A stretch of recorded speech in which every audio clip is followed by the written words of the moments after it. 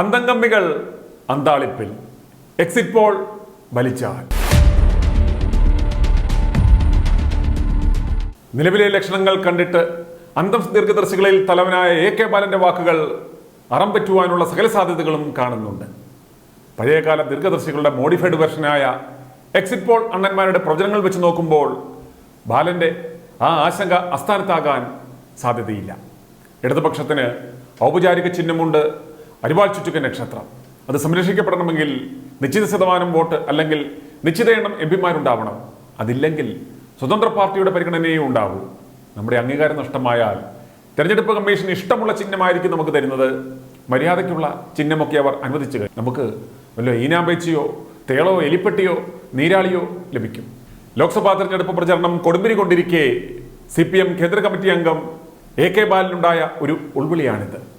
Exit poll ഫലങ്ങൾ യാഥാർത്ഥ്യമായാൽ ബാലൻ കുണ്ഠിതപ്പെട്ടതുപോലെ തന്നെ നടക്കുമെന്നാണ് രാഷ്ട്രീയ നിരീക്ഷകരുടെ വിലയിരുത്തൽ. പുറത്തു വന്ന സർവേകളൊന്നും കേരളത്തിൽ 4ന് മുകളിൽ സീറ്റുകൾ LDFന് കിട്ടുമെന്ന് പറയുന്നില്ല. സംസ്ഥാന പാർട്ടി എന്ന പദവി നഷ്ടമാകാതിരിക്കുവാൻ കേരളത്തിൽ നിന്ന് ചുരുങ്ങിയത് 8 സീറ്റെങ്കിലും പിടിച്ചേ മതിയാവും. എന്നാൽ കുറഞ്ഞത് 12 സീറ്റുകൾ തങ്ങൾക്ക് ലഭിക്കുമെന്നാണ് മുതിർന്ന അന്തംസിന്റെ കണക്കുകൂട്ടൽ. എന്നാൽ ഇവിടെ കണക്കുകളെ അസ്ഥാനത്താക്കി ഒരു സീറ്റ് പോലും LDFന് ഇത്തവണ ലഭിക്കില്ലെന്ന് വരെ ചില സർവേകൾ പറഞ്ഞു വെക്കുന്നു. സംസ്ഥാനത്ത് BJP അക്കൗണ്ട് തുറക്കുകയും ഇടതുമുന്നണിക്ക് ദേശീയ പദവി നഷ്ടപ്പെടുകയും ചെയ്താൽ അത് CPM-നും ഇടതുമുന്നണിക്കും നൽകുന്ന ഷോക്ക് ചെറുതായിരിക്കില്ലെന്നല്ല, പിന്നെ ഇവർ ജീവിച്ചിരുന്നിട്ട് തന്നെ കാര്യമില്ല. മന്ത്രി K രാധാകൃഷ്ണനെയും KK ശൈലജയെയും തോമസ് ഐസക്കിനെയും വരെ നേർച്ചക്കോഴികളാക്കി കളത്തിലിറക്കിയത് എങ്ങനെയെങ്കിലും പരമാവധി സീറ്റ് ഒപ്പിക്കുക എന്ന ലക്ഷ്യത്തോടെ മാത്രമാണ്. PB അംഗം, മന്ത്രി, 3 MLA-മാർ, 3 ജില്ലാ സെക്രട്ടറിമാർ എന്നിവരെയാണ് ഇത്തവണ മത്സരത്തിനിറക്കിയത്.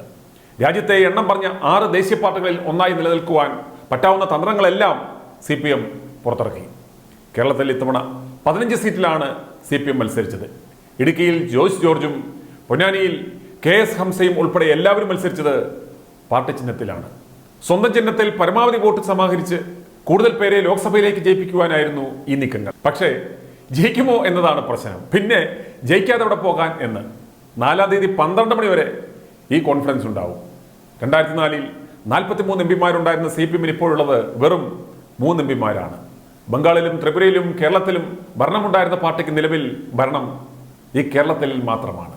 കൃത്യമായി പറഞ്ഞാൽ ആറ്റിങ്ങൽ, പത്തനംതിട്ട, ചാലക്കുടി, ആലത്തൂർ, പാലക്കാട്, വടകര, കണ്ണൂർ, ആലപ്പുഴ സീറ്റുകളിലാണ് CPM-ന് കൂടുതൽ പ്രതീക്ഷ. 2019-ലെ ലോക്സഭാ തെരഞ്ഞെടുപ്പിൽ CPM മത്സരിച്ചത് 71 സീറ്റുകളിലാണ്. ജയിച്ചത് വെറും 3 സീറ്റ്. കേരളത്തിൽ 1 സീറ്റും തമിഴ്നാട്ടിൽ 2 സീറ്റും. ബംഗാളിൽ കഴിഞ്ഞ ലോക്സഭാ തെരഞ്ഞെടുപ്പിൽ 1 സീറ്റും ലഭിച്ചില്ല. സംഭൂജിരായിരുന്നു എന്ന് ചുരുക്കം. 2004-ന് മുമ്പ് ശരാശരി 30 സീറ്റ് നിലനിർത്തുവാൻ കഴിഞ്ഞ പാർട്ടിയാണ് 3-ലേക്ക് ഒതുങ്ങിയതെന്ന് ഓർക്കണം. 1952-ൽ കമ്മ്യൂണിസ്റ്റ് പാർട്ടിക്ക് പാർലമെന്റിൽ ഉണ്ടായിരുന്നത് 16 സീറ്റാണ്. 1998-ൽ CPM-ന് 32 MP-മാരുണ്ടായിരുന്നു. 2004-ൽ 43 സീറ്റ് ലഭിച്ചതോടെ 1ാം UPA സർക്കാരിൽ നിർണായക ശക്തിയായി മാറി ഇടതുപക്ഷം. 2009-ൽ CPM-ന് ലഭിച്ചത് 16 സീറ്റ്. 2014-ൽ 9 സീറ്റായും കഴിഞ്ഞ തെരഞ്ഞെടുപ്പിൽ വെറും 3 സീറ്റായും ചുരുങ്ങി. ഹരിവാളിന്റെ മൂർച്ചയും പോയി, ചുറ്റികയുടെ പിടിയും ഒടിഞ്ഞു. ദേശീയ പാർട്ടി എന്ന പദവി നിലനിർത്തണമെങ്കിൽ കുറഞ്ഞത് 4 സംസ്ഥാനങ്ങളിലെങ്കിലും നിയമസഭാ തെരഞ്ഞെടുപ്പിലോ ലോക്സഭാ തെരഞ്ഞെടുപ്പിലോ 6% വോട്ടും 4 MP-മാരും വേണം. അത് മാത്രം പോരാ.